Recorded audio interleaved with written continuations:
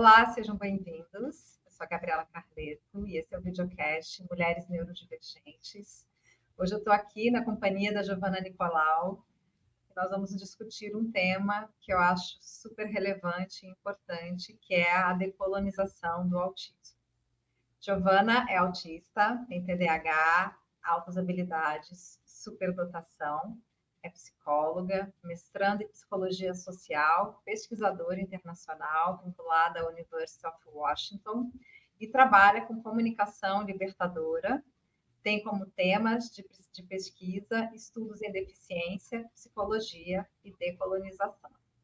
Giovana, obrigada por ter aceitado o nosso convite. Hoje a Andressa não conseguiu estar, mas estamos nós duas aqui para a gente ter essa conversa que eu acho que é tão importante, né? Com um tema que faz a gente pensar, repensar, quebrar paradigmas e olhar para o autismo e para as deficiências, talvez por um outro ângulo. Bem-vinda. Bom, eu agradeço pelo convite. Fico muito feliz também de estar contribuindo para o projeto de vocês.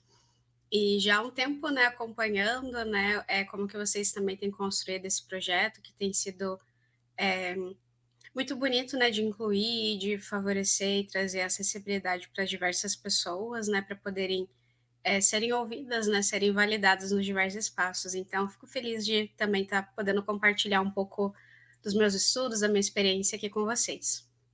Que bom. Importante, né? A gente ter voz e conseguir dar voz também para aqueles que vivenciam, né?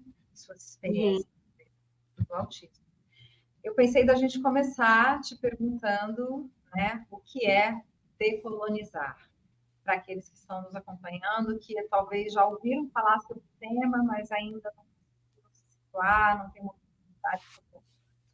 Então, queria começar por aí. Uhum. Bom, talvez antes a gente falar de decolonização, vamos conversar sobre colonização, né?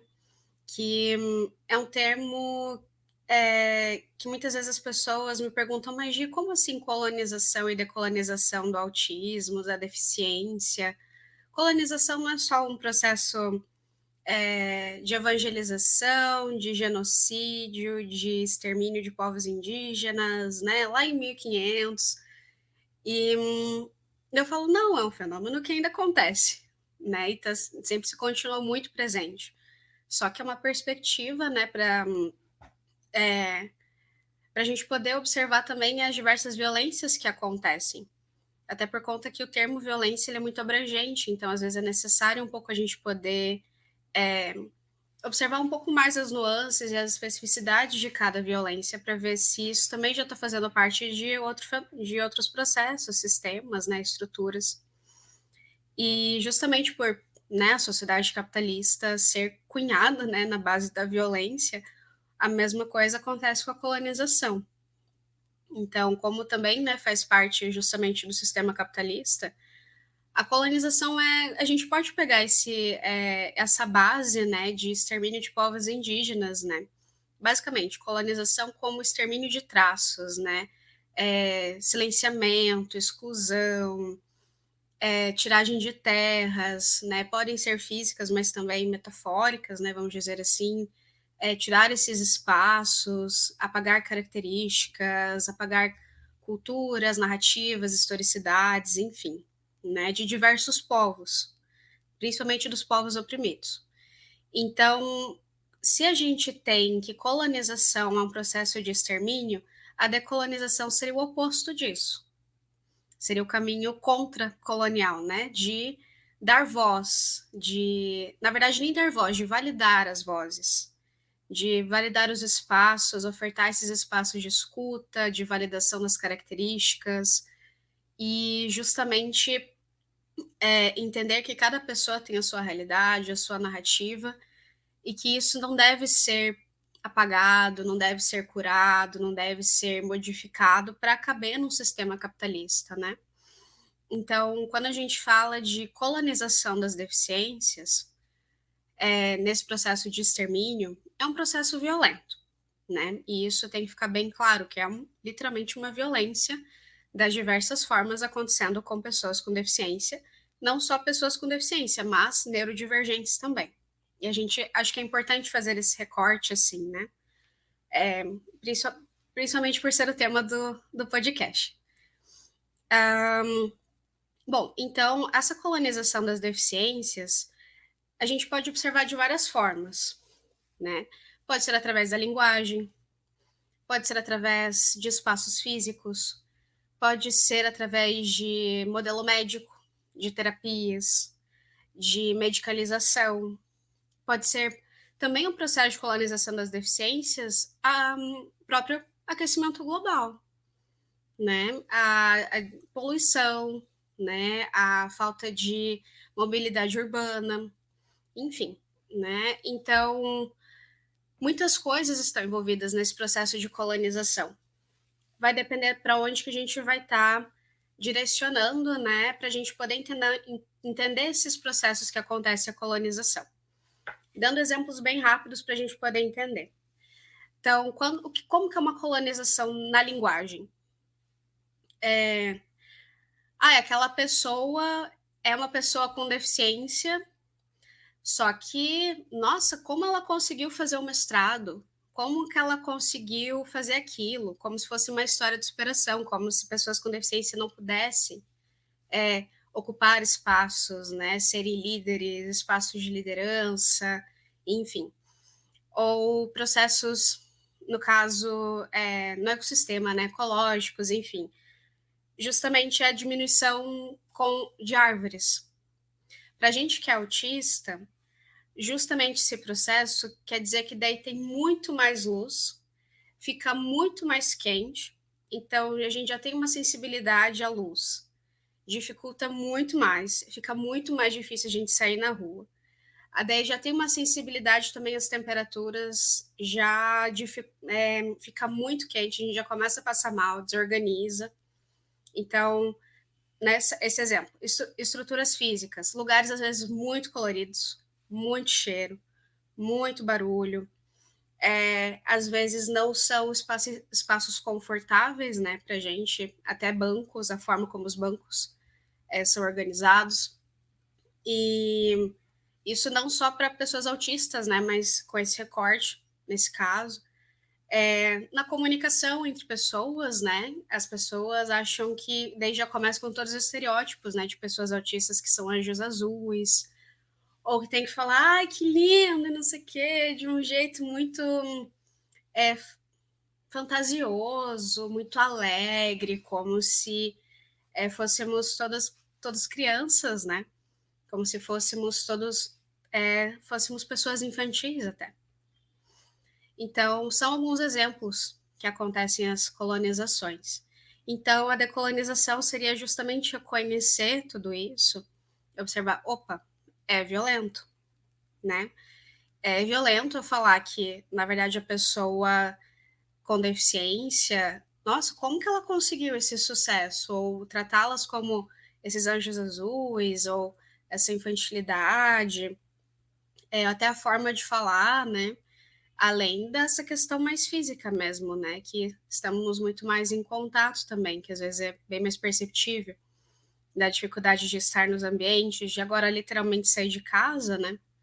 Então, é o processo de como que a gente, então, agora reorganiza as relações e espaços para que pessoas autistas possam existir também nesses espaços, que eles possam ser inclusivos e acessíveis para a gente. Com certeza.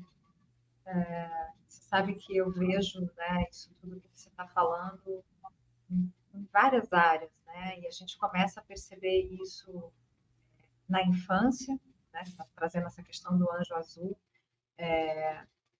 Eu tenho um olhar assim, quer dizer, tenho um olhar não. Eu às vezes eu me coloco numa posição que eu sou uma pessoa autista, né? Tive meu diagnóstico só na vida adulta. Eu sou mãe, meu filho mais novo é um menino autista, hoje ele está com 12 anos, e a gente atua na clínica, né? Então a gente está aqui também na pesquisa, então eu fico nesse tripé, né? Da pessoa, o sujeito autista, a mãe do outro e a pesquisadora. E a gente, nesse olhar, eu percebo muito tudo isso que você está falando, né? Porque, assim, eu vejo violência em todos os campos. Quando a gente pensa na educação, né, na educação infantil, nos ensinos fundamentais, nas universidades. A gente hoje acompanha os autistas nas universidades, a gente vê muita violência, desde uma inclusão que não quer ser realizada, né, por professores, ali pelo meio, pelos próprios alunos. Esta também exclusão disso que você está falando, como assim? A gente tem um aluno estudante de medicina, juiz, né? Então tem essa colocação desse sujeito que não deveria estar ali, mas está, e agora que está aqui nos incomodando, porque precisamos fazer algum tipo de adaptação, né, para ele. Então são violências que as pessoas encaram como se fosse normalidade, e aí vem dentro desse termo da norma também, né? Porque a gente começa também a excluir ou a querer colonizar aquilo que supostamente está fora da norma, não está normal, né? Não está de acordo com. E aí a gente tem que pensar normal a partir de que paradigma, sobre qual olhar, por que tem que excluir. Então eu vejo muitas violências e eu acho interessante a gente que trabalha com não só com crianças, mas com adultos, porque a gente tem a escuta, né, Giovana? Então, quando a gente escuta as pessoas ou com deficiência, as pessoas autistas neurodivergentes, que já têm na sua experiência de vida tanta dor, conseguem nos trazer um olhar do quanto que é importante a pesquisa que você, por exemplo, está fazendo, da gente poder, né, fazer esse caminho de volta. E aí eu acho que a gente vive uma sociedade hoje, não só no Brasil, mas como no mundo, que nem sempre quer fazer essa reconstrução do olhar, né? Está muito pautada, né, nessa grande maioria que se beneficia daquilo que já está normativo. Você encontra muita dificuldade, muitas barreiras, não sei se no campo da pesquisa ou nos teus estudos, como é que você vê, né, esse entrave às vezes de não querer decolonizar, entende? Eu acho que eu percebo de várias formas, Gabi, tanto quanto a experiência pessoal, quanto a experiência como psicóloga clínica, como estudante, como pesquisadora, e como pessoa mesmo, né? Sim, ocupando diversos espaços. Mas eu acho que o lugar que mais me incomoda é na prática clínica. É na prática clínica. Porque eu percebo que não é. Aí, na verdade, a gente entra, né, nesse campo da psicologia clínica, né? Como é que é, né, uma psicologia clínica, o que, que é uma psicologia clínica, qual é o papel do terapeuta. E justamente a gente está ali para acolher, escutar, ofertar um espaço de segurança e permitir que a pessoa seja quem ela é. Só que, ao oferecer esse espaço, não significa que estamos isentas de violência dos próprios pacientes e do sistema que os permeia também. E que também nos permeia. Porque não dá para a gente fazer a sua clínica por amor, né? É uma falácia muito grande e não tem como, a gente vive no sistema capitalista. Então, a clínica é um trabalho. E quando a gente reconhece isso e nos faz pensar como que são os limites do nosso espaço clínico, como que é a nossa clínica autista, neurodivergente, com deficiência. Não vai ser essa clínica tradicional, não vai ser uma clínica sem relação, né? E eu percebo muito que é um primeiro entrave que eu percebo, não só de um paciente, mas de vários, deles se sentirem extremamente desconfortáveis e me sinalizarem isso, de eu simplesmente acolhê-los. E eles falam, Gi, é muito estranho isso. Eu falo, por quê? Porque você tá acolhendo, você não tá me negando, você não tá me culpando. Literalmente você tá falando que não é um problema individual, é um problema coletivo. Exatamente. Não, mas não pode? Por que não pode? Então, é um primeiro entrave de justamente muitas pessoas, né, com deficiência, né, no caso autistas, né, neurodivergentes, sofrerem tanta violência, mas tanta violência, e não só a gente, mas outras populações oprimidas, que quando a gente oferta um espaço e a gente executa, né, no caso aquela dupla empatia, né, eu tenho empatia pelo outro, porque daí eu também desenvolvo uma empatia por mim, de acordo com a minha experiência, né, então traz uma empatia diferenciada, vamos dizer assim, talvez, para com as pessoas, e isso é visto, assim, como algo ruim muitas vezes. Então eu percebo que justamente aí já começa um processo da própria colonização aparecer, de não, você tem que me colonizar, né? A clínica muitas vezes ocupa esse lugar também de colonização. E o quanto nós terapeutas estamos, né, cumprindo esse papel de opressores, de, na verdade, estar perpetuando para o sistema neoliberal, quanto a nossa clínica acaba sendo neoliberal. De, não, o problema é seu, né? E principalmente, daí a gente olha para a história da colonização do autismo, desde Asperger, né? De ter excluído, silenciado médicas judias que já estavam estudando autismo. De pegar estudos, né, Léo Kanner, enfim, e essa galera aí tradicional da história da colonização do autismo, de excluir inúmeras mulheres que já estavam trabalhando autismo, já estavam pesquisando, de pegar os estudos delas. E o que isso também nos mostra, né? O quanto daí também já chega já uma violência estrutural na história dessas pessoas. E daí também é no movimento da gente se reconhecer também como pessoas violentadas, a gente como terapeuta, né? Então, eu percebo que na clínica, até a pessoa começar a literalmente reconhecer um processo que não é só ela se decolonizar, mas é uma estrutura, é ali através de identificando as realidades e isso passando, né, de pessoa a pessoa, que daí eu percebo que daí os processos começam a acontecer. Porque é muito forte esse discurso, é um problema meu, eu tenho que dar conta, eu tenho que ser bom, eu preciso trabalhar, eu preciso cumprir essa carga horária, eu preciso pagar conta. E quando a gente traz uma possibilidade, será que não dá para contar com ajuda? Será que não dá para a gente construir rede de suporte? E isso é algo de muita resistência. Mas, Gabi, acho que antes de trabalhar os outros entraves, eu vou passar a palavra para você também. Não, você está falando e eu estou indo, né? Minha cabeça, porque é isso, né? Essa dificuldade de não só pedir ajuda, como você falou, mas também de pensar diferente, Uhum, porque veja, né?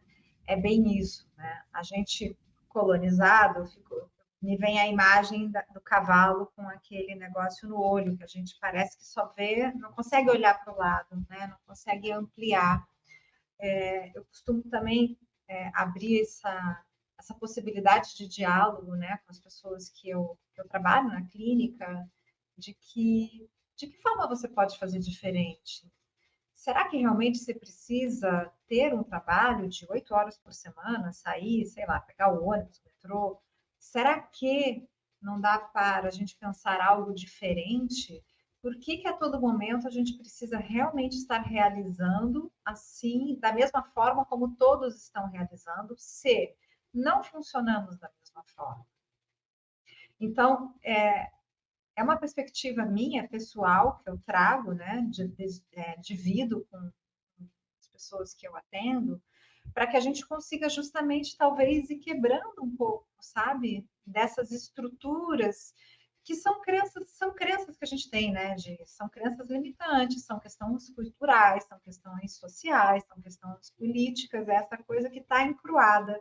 A gente acha que só há um caminho, uma forma de viver, uma forma de ser, e a partir do momento que a gente não consegue estar no mundo dessa forma, aí é isso que você falou, a gente se sente culpada, né? Com menos valor. E daí vem muitas crises, né? Vem depressões, vem ideação suicida, vem isolamento, vem muita coisa. Eu percebo isso muito nas mulheres, até porque a gente tem questões, né, de gênero que são questões importantes também, que acabam colocando a mulher, né, a mulher neurodivergente, numa dificuldade maior de chegar no seu diagnóstico, numa dificuldade maior de ter trabalho, tem as questões da maternidade. Então, eu percebo as mulheres já com uma carga de cobrança muito maior do que os homens. Não sei se você consegue perceber essa diferença de gênero na clínica também, ou se não. Acho que antes da gente trazer essa questão das mulheres, Gabi, eu quero comentar algo que você trouxe, de que a clínica é política. E nós somos seres políticos, quer a gente queira ou quer não.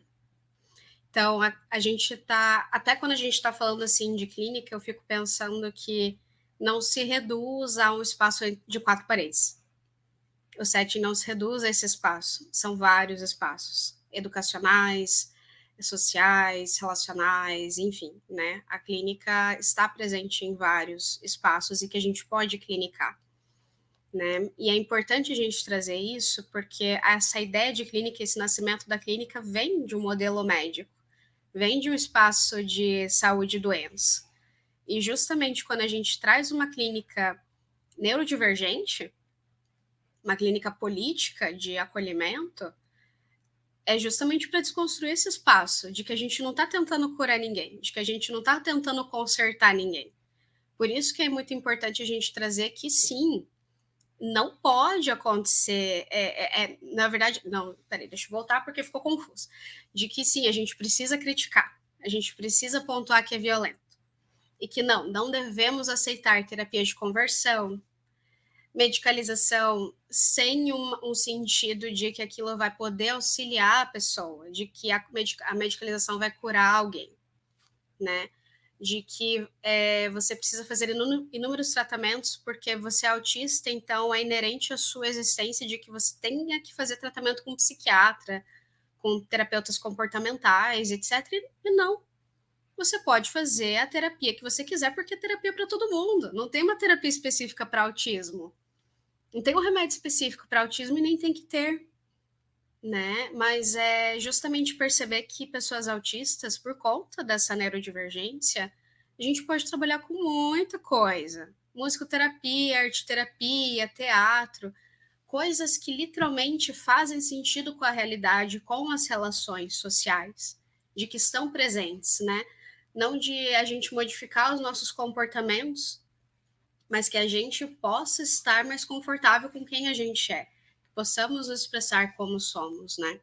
Então, Exatamente. é justamente nosso papel como clínicos autistas de assumir esse papel político, Sim. de não a cura autista, porque não tem como a gente se curar, não tem como a gente ser menos autistas, não tem como sermos neurotípicos, é importante frisar isso, porque além da gente se reconhecer como autista, é reconhecer também que somos pessoas com deficiência.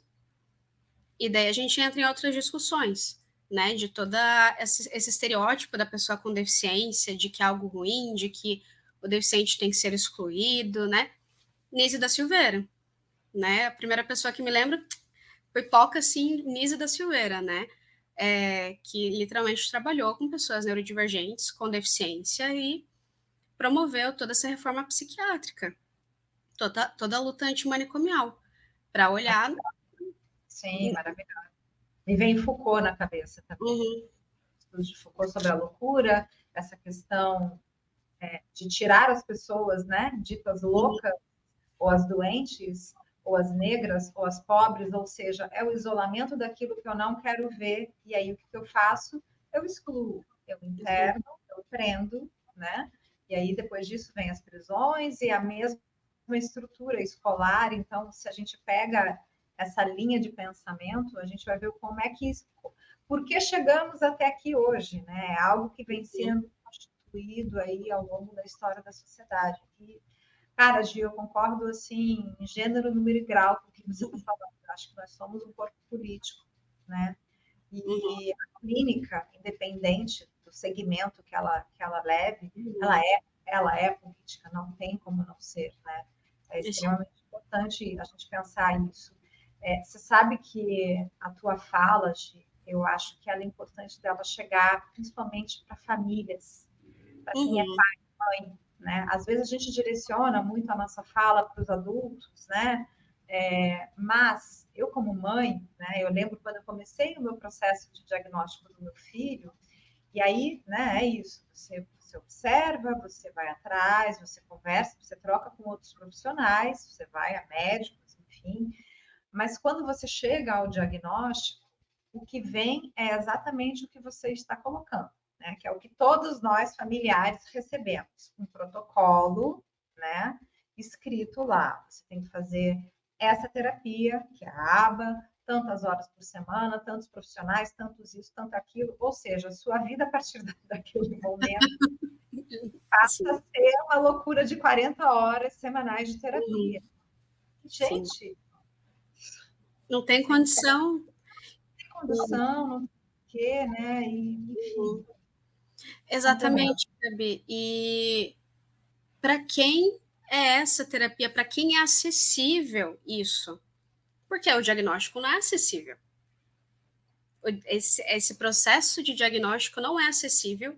Então, o sistema capitalista e o sistema médico eles já elaboram de uma forma que culpabiliza e continua essa colonização neoliberal, de que você é culpado de você não ter dinheiro para pagar uma terapia comportamental, de pagar a medicalização, de pagar os profissionais para o seu filho. Você é uma péssima mãe, e daí a gente volta lá atrás com a questão das mães geladeira, da Sim, dificuldade de afeto, né, e daí a causa do autismo.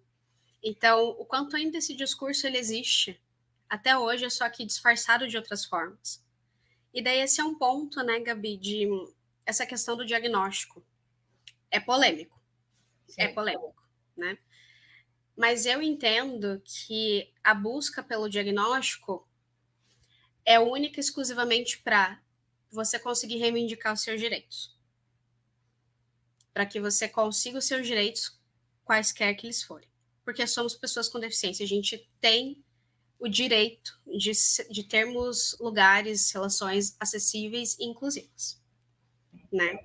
Só que enquanto a gente existe num sistema capitalista e justamente é uma força tão grande esse modelo médico, o diagnóstico serve como uma proteção. Porque muitos profissionais, eu percebo isso muito na clínica, mas até com colegas, com professores, com amigos, falando: ah, então eu não tinha o diagnóstico, ele não me considerou autista.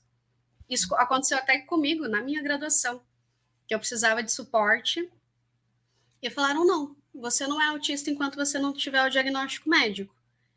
E eu tive o privilégio de poder ir atrás de um diagnóstico, só que também sofri a violência médica. Então, são todos esses processos que são violentos e que continuam uma colonização, né? E que a gente pode olhar de uma forma contracolonial, de, na verdade, assim, né, deixa para lá. Então, já que essa galera colonizou, o que a gente pode fazer, então, para a gente poder se expressar? Podermos sermos quem somos? Quais são essas atitudes? Que é considerar que o diagnóstico é desnecessário, de que não tem terapia para autismo, de que não deve ter uma única abordagem, uma aba, né, no caso, para você ser menos autista. Mas é a gente poder, então, como que a gente trabalha, então, né, com pessoas autistas, por exemplo? Como que é essa identidade? E é justamente isso. Então, já que a gente está se entendendo como autista, já que somos autistas, vamos falar com galera autista. Vamos falar entre os nossos pares. Vamos construir essa comunidade, né? Uma comunidade que seja decolonizadora, que seja contra todos esses processos e reconhecendo de não somos culpados de não termos essas condições, essas ferramentas de não ter um diagnóstico, ou de não termos as condições para muitas vezes a gente conseguir dar para o filho ou para a filha, mas é que é um problema coletivo, então como que em comunidade a gente pode se auxiliar, né? Até literalmente tem diversas histórias de tribos africanas, que até a própria criação de crianças são feitas em comunidade. Então, por que não a gente não estar em comunidades autistas, para que daí, então a gente possa dar um suporte para a criança que está se descobrindo autista, para os pais que são cuidadores de uma criança autista, para as pessoas em volta de entenderem o que, que é autismo, o que, que é neurodivergência, o que, que é neurodiversidade, né?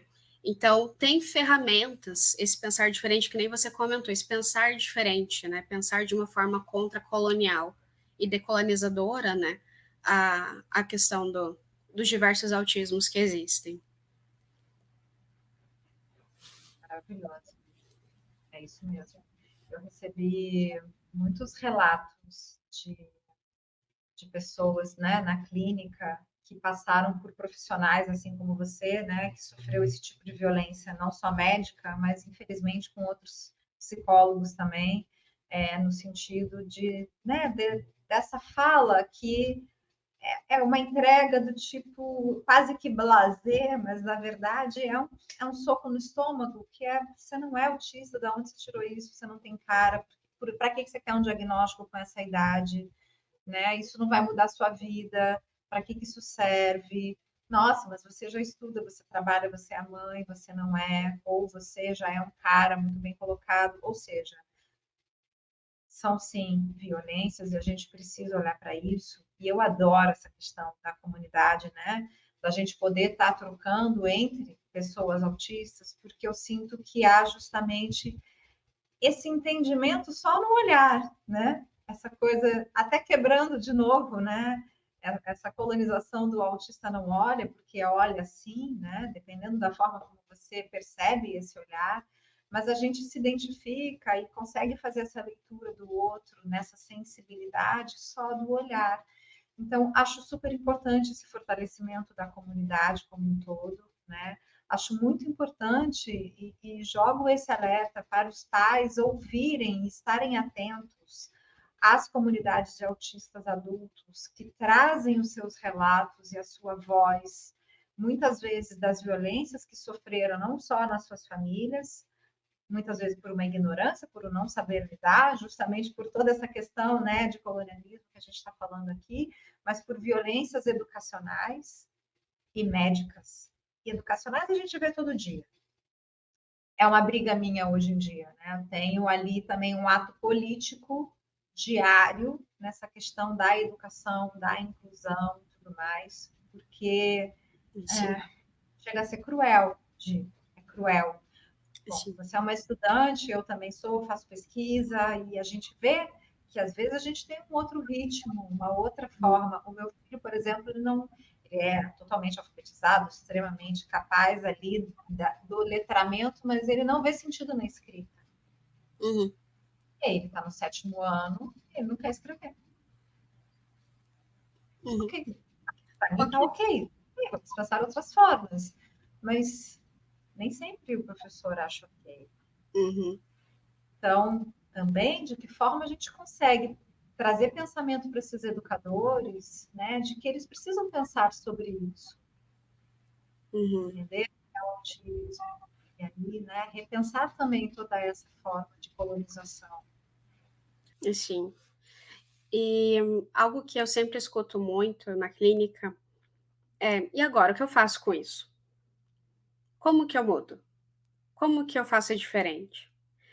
E a necessidade daí a gente poder trabalhar essa decolonização a partir dos protagonismos, a partir reconhecer que cada pessoa é referência, a sua própria referência. A gente nunca vai ser igual a uma outra pessoa. Então a gente tem que ver o que faz sentido pra gente, como que nós ficamos confortáveis, como que a gente funciona, como é o nosso autismo, e se tornar essa referência. Logo, a gente vai tirando essa sombra, né, esse espaço colonizador de autista tem que ser assim, autista não pode olhar nos olhos, autista não pode ser empático, autista tem que ter dificuldade em habilidade social, autista não pode estar na universidade, não pode ser pesquisador, enfim. Então, é tirar essa sombra colonizadora, é tirar essa opressão, vai ficar um buraco, vai ficar um espaço vazio. E a gente preenche ele com a autonomia da pessoa, que é justamente trabalhando essa questão de como é que é o seu autismo. E daí, infelizmente a Andressa não está aqui, mas ela me sinalizou de algumas coisas que ela queria me trazer, eu até anotei, né, de alguns prints do meu artigo, né, Decolonização do Autismo a partir do protagonismo autista. que é na parte dos níveis de suporte, né, o nome que a gente dá para as pessoas autistas, né.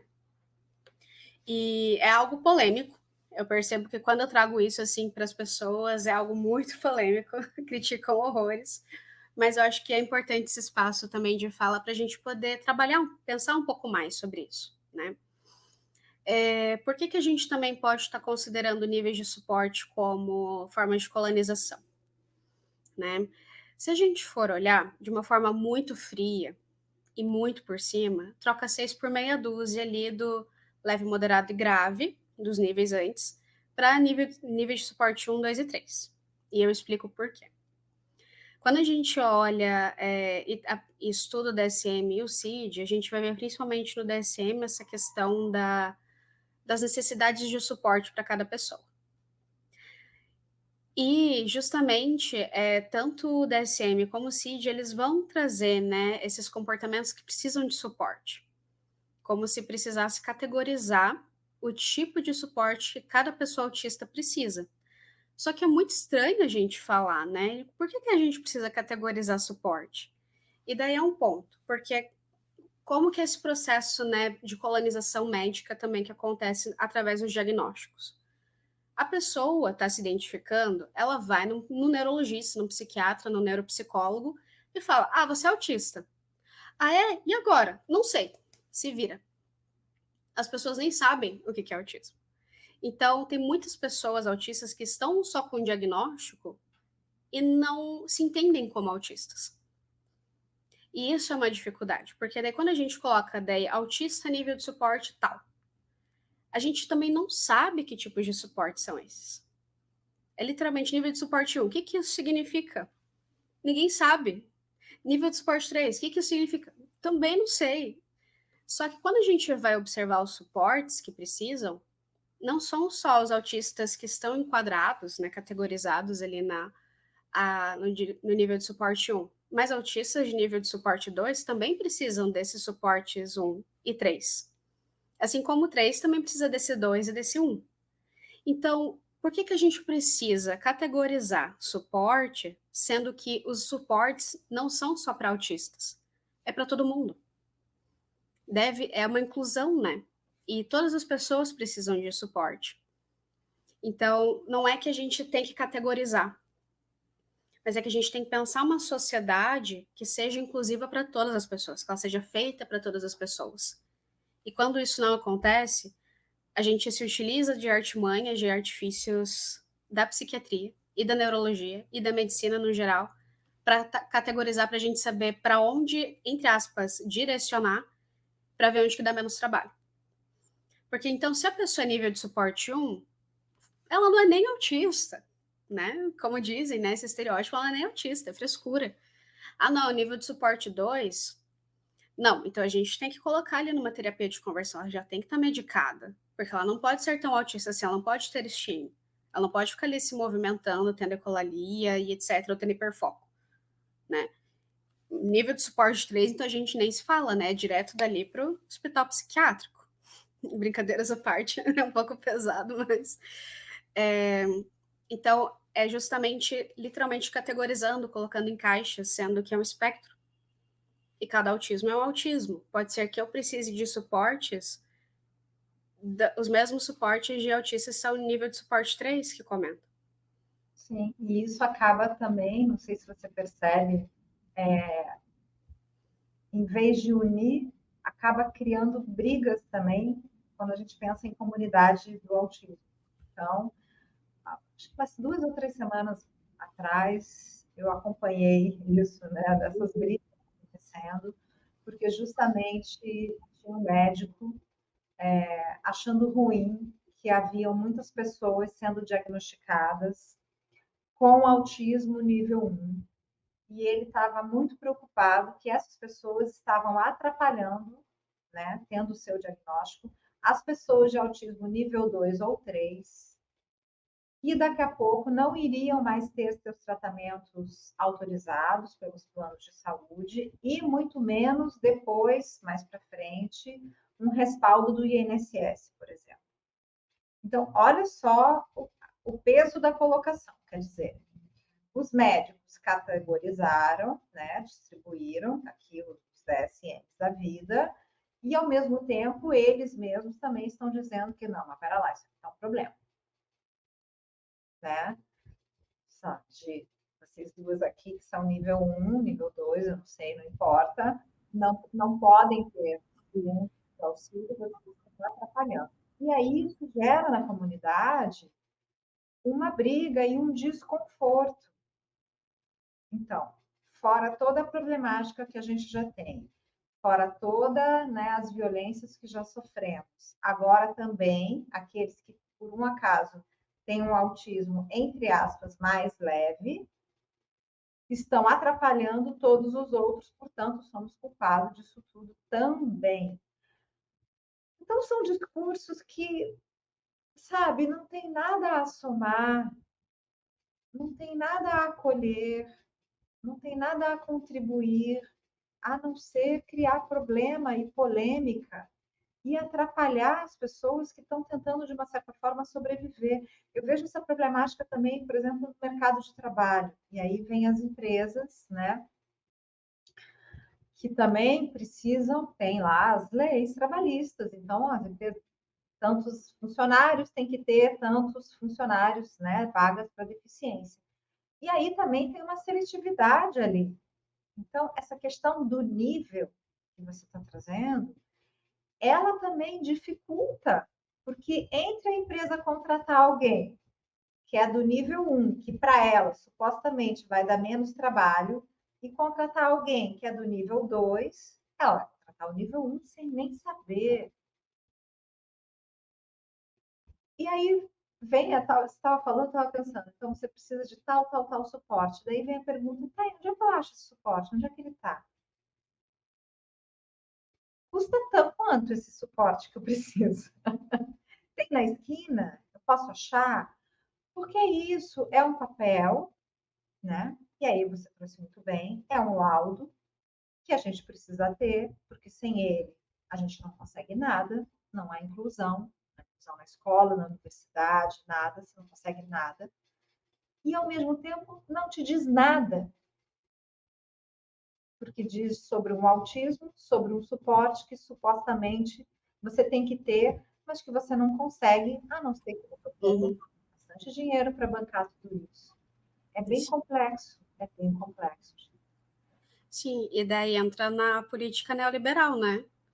Faça você seu próprio suporte, seja você o seu próprio suporte. O que é muito problemático, né? A gente só tá ali, é um tsunami, a gente tá com um barquinho de papel contra o tsunami.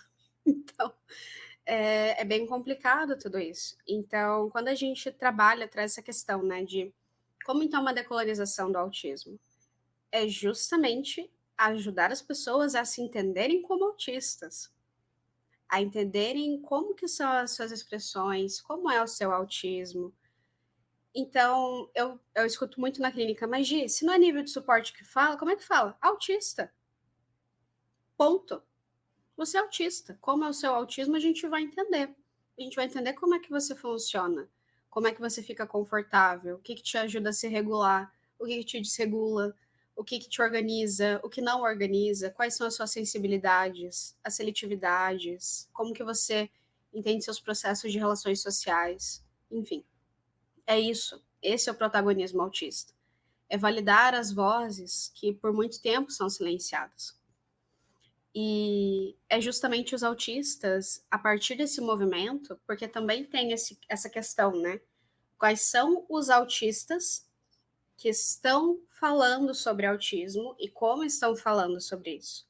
E é um cuidado muito importante que a gente precisa ter, porque tem muitos autistas, principalmente na comunidade brasileira, que reproduzem um discurso médico muito forte. Muito forte. E isso é muito problemático, porque continua entendendo que o autismo é apenas um transtorno. Então, quando a gente passa por um movimento de decolonização e entender que o autismo é uma neurodivergência, que é um cérebro totalmente diferente que a gente precisa validar, né, que é uma deficiência, as pessoas não aceitam. Não, porque daí você precisa estar no médico. Não, não necessariamente. Eu sou uma autista que não toma remédio, que não faço terapia de conversão. E aí, sou menos autista por conta disso? Não estou validada como autista? Então, é justamente essa questão da comunidade precisa ser uma comunidade de decolonização, uma comunidade autista decolonizada. Autistas que estão se entendendo como autistas, entendem seus autismos e ajudam outras pessoas autistas, né, a se identificarem, a entenderem, conversarem entre seus pares, né, e promover o autismo como uma identidade social. Parar de falar que é pessoa com autismo. A gente não vai ter o nosso autismo. Não é um foco nesse com, é um foco na pessoa. É sempre o foco nessa identidade social, né? E enquanto a gente tiver esse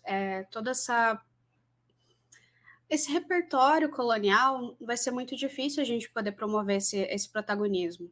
Então eu percebo que a clínica, assim como o James Hillman ele comentava, eu acredito que foi ele, das células revolucionárias, né? A própria clínica ser essa célula revolucionária de oferecer esse espaço para que a pessoa se conheça, né? E a gente fazendo esse processo junto, né? Então, é literalmente enquanto eu me trabalho, meu cliente também se trabalha, meu supervisor se trabalha, meu professor se trabalha. Então, isso já vai gerar um movimento comunitário, quer a gente queira ou não. Então, de alguma forma, a gente já está em comunidade, né? Só que a gente precisa reunir essas comunidades que já existem, nessa comunidade grande de autistas, para que a gente comece a se unir, a se juntar e traçar essas estratégias contra-coloniais em favor de um movimento da neurodiversidade, que é se organizar, também se a gente for observar, ele já é um próprio movimento para decolonização, porque ele já vai validar diversos tipos de cognições que existem, né? Não é só um ou é outro, são vários tipos. E que daí é importante a gente poder reconhecer e validá-los, todos eles, né? Sem distinção. E justamente nesse movimento, é também observar que podem até ter espaços e relações que, entre aspas, até nos aceitem como autistas. Mas será que essas acessibilidades, elas estão andando com a inclusão ou estão andando sozinhas? Porque acessibilidade sem inclusão vai ser só uma adaptação social, que é aquilo que a gente estava falando sobre as mulheres. Principalmente por conta do sistema patriarcal, machista, sexista, enfim, é muito mais difícil as mulheres se identificarem como autistas.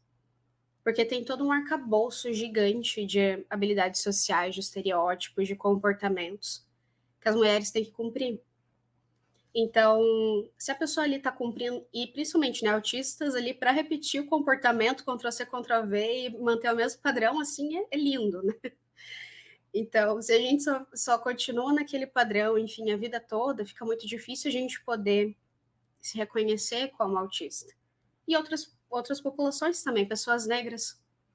Eu percebo que né, tendo pessoas negras na clínica e autistas, e o quanto é difícil de entenderem o próprio autismo também. Essa é uma discussão bem interessante, mas cabe para um outro momento, que, né, principalmente essa questão de um autismo branco, privilegiado, é um autismo totalmente diferente de um autismo negro, periférico. O autismo imigrante, indígena, é totalmente diferente. Por isso que a gente precisa falar de autismos, não de nível de suporte, né?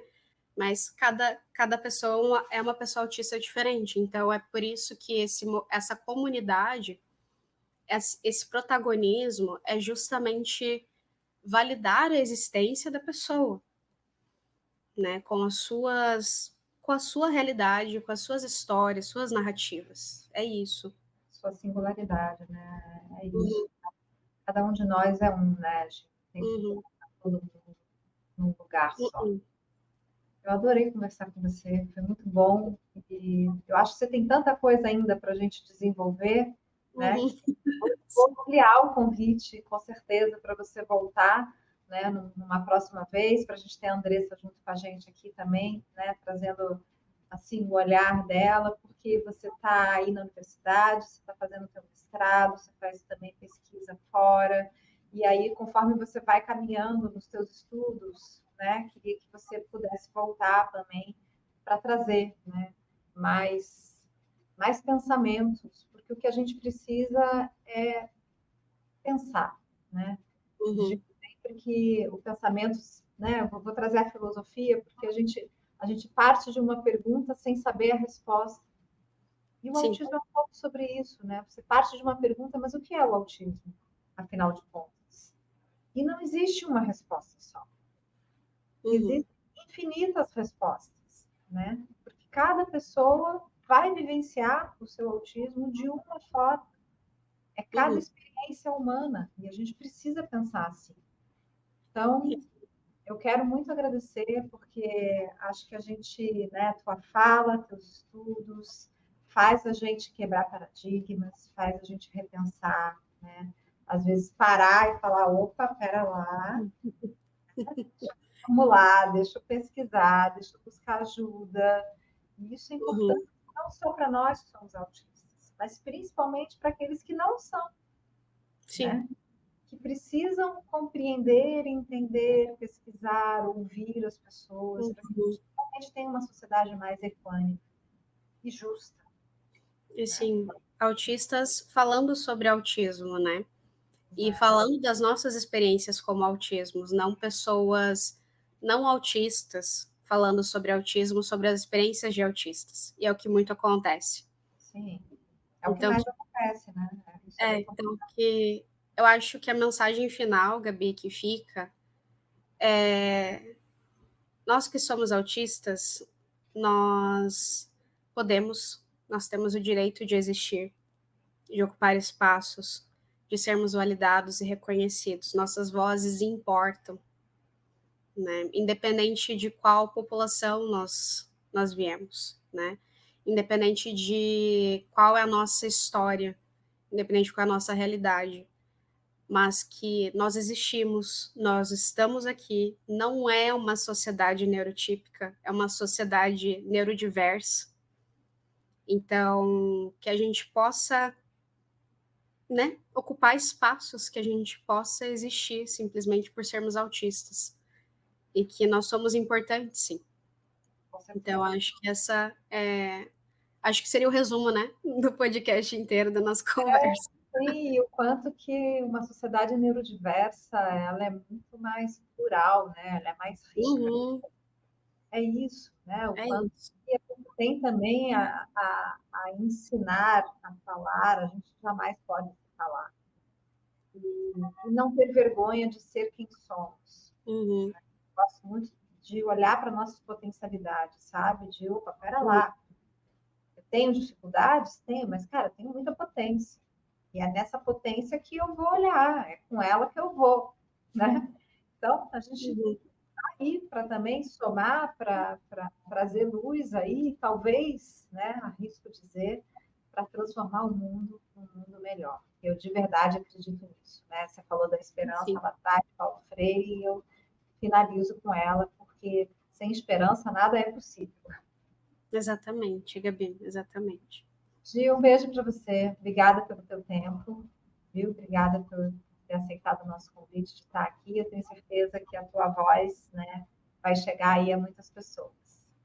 Eu que agradeço, Gabi. E qualquer coisa também eu sigo à disposição a quem está nos vendo, quem está nos ouvindo, ou quem vai estar lendo a transcrição, enfim, de, né, poder contar com a gente mesmo, que a gente possa ir se juntando mesmo e formando essa comunidade autista decolonizada. Exatamente. Salteia. Um Sim, beijo, Gil. Até. de grande, até.